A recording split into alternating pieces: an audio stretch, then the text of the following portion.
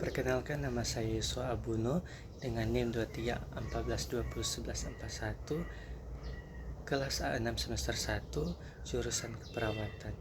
Tugas dari pembuatan video ini adalah untuk memenuhi tugas ujian tengah semester dari Chin Iwayan Sudarmin Eskep MKes. Baiklah, pada saat ini saya akan membahas tentang kelistrikan pada sel saraf manusia. Kelistrikan pada sel saraf manusia penting untuk diketahui. Pada sel saraf manusia, kelistrikan ini merupakan sistem yang sangat kompleks.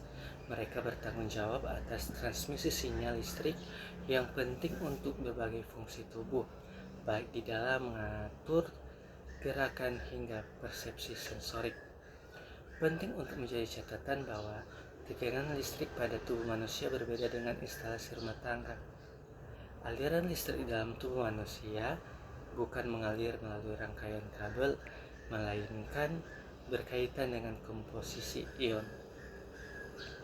Kelistrikan ini melibatkan proses rumit yang menjadi subjek penelitian intensif di dalam bidang ilmu saraf, bidang yang secara khusus mempelajari impuls listrik pada tubuh manusia sendiri disebut ilmu biolistrik. Kelistrikan pada sel saraf manusia yang perlu diketahui. Sel saraf terdiri dari 3 komponen utama, yakni badan sel atau soma, dendrit, dan akson. Badan sel merupakan pusat mengatur sistem saraf. Di dalamnya berisi inti sel yang mengandung sejumlah materi genetik. Lain halnya dengan dendrit, yang merupakan serabut-serabut kecil untuk menerima sinyal dari sel saraf lainnya. Sementara akson adalah serabut panjang, tugasnya mengirimkan sinyal listrik sel saraf utama ke bagian lainnya. Salah satu konsep utama kelistrikan pada sel saraf manusia adalah potensial aksi. Potensial aksi merupakan bentuk perubahan sementara pada muatan listrik di sepanjang membran sel saraf. Hal ini bisa terjadi ketika sel saraf menerima sinyal listrik dari dendrit. Apabila sinyal tersebut cukup kuat, maka potensial aksi akan memicu serangkaian peristiwa kelistrikan.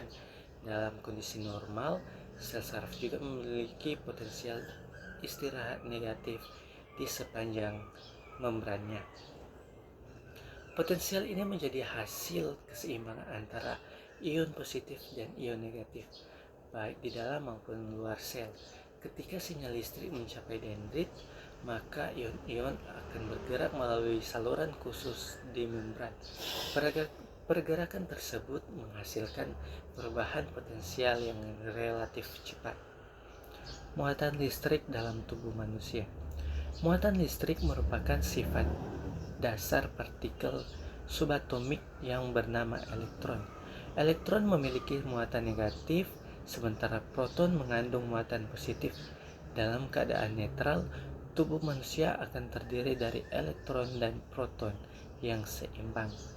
Namun, kondisi tertentu bisa menghasilkan kelistrikan pada sel saraf atau bahkan mengalami perubahan muatan. Contoh muatan listrik dalam tubuh manusia adalah aktivitas saraf. Sinyal listrik terkirim dalam bentuk impuls yang akan melintasi jaringan saraf. Hal ini memungkinkan komunikasi dan koordinasi efisien antara organ dan sistem dalam tubuh manusia. Meski kelistrikan pada sel saraf hanya membawa sinyal dalam volume arus yang sangat kecil, namun kekuatannya cukup mumpuni untuk memicu respon organ tubuh maupun otot, sehingga bagian-bagian tubuh dapat bekerja sebagaimana mestinya. Pola kelistrikan di dalam sel saraf. Sinyal listrik dalam saraf manusia berasal dari sel neuron. Neuron memiliki struktur unik yang memungkinkannya menghasilkan sekaligus mengirimkan sinyal listrik.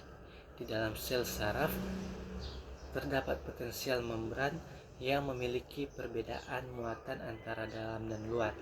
Saat neuron terstimulasi, oleh sinyal dari neuron lain atau rangsangan luar, maka tercipta potensial aksi setelah terbentuk sinyal listrik yang akan melewati serangkaian neuron yang saling terhubung bernama sinapsis. Di sinapsis inilah listrik mengalami perubahan menjadi sinyal kimia melalui pelepasan zat neurotransmitter. Selama perjalanan sinyal melalui jaringan saraf, terjadi berbagai proses pengolahan yang cukup kompleks. Terakhir, sinyal mulai diinterpretasikan oleh sistem saraf pusat, yakni otak dan sumsum tulang belakang. Hasilnya, kelistrikan pada sel saraf menjadi persepsi, gerakan, dan fungsi lainnya. Contoh sederhana kelistrikan di sistem saraf. Supaya lebih memahami tentang kinerja kelistrikan di dalam sistem saraf, terdapat beberapa contoh sederhana yang pasti setiap manusia pernah mengalami. Misalnya ketika sedang santai-santai, tiba-tiba ada seseorang yang mencubit permukaan kulit. Kala itu membuat sel sakit di permukaan kulit menjadi terbuka. Kemudian ion negatif otomatis keluar, sementara ion positif masuk ke dalam sel dan membentuk impuls listrik. Setelah itu, impuls listrik akan terkirim ke neuron lainnya dengan meloncat. Meloncatnya akan berakhir di sistem saraf pusat, yakni otak. Proses penerimaan sinyal tersebut memicu timbulnya rasa sakit. Sinyal listrik di otak kemudian terkirim hingga ke tangan untuk mengusap-ngusap permukaan kaki yang terasa perih. Itulah penjelasan saya mengenai kelistrikan pada sel saraf manusia. Terima kasih.